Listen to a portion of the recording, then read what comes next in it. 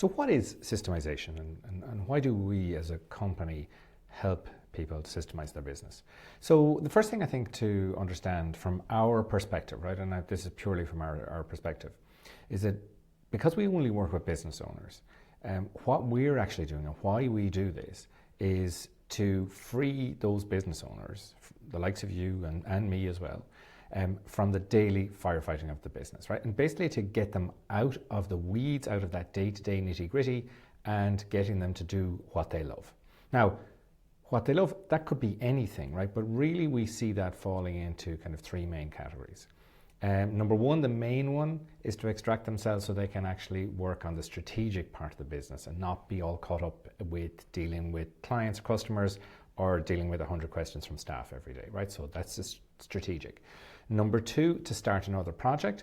Sometimes that's another business, sometimes that's a charity or whatever that might be. Or number three, to spend time with them on themselves or with their family, right? And so the goal here for us is to be able to create for them a self-sustaining business. And a lot of the time as we talk to people, that turns out to feel like, okay, maybe we're micromanaging people. And so that's one of the challenges that we need to face as we're systemizing businesses. And it's this shifting away from micromanaging. So in fact, what we're doing is the opposite to that.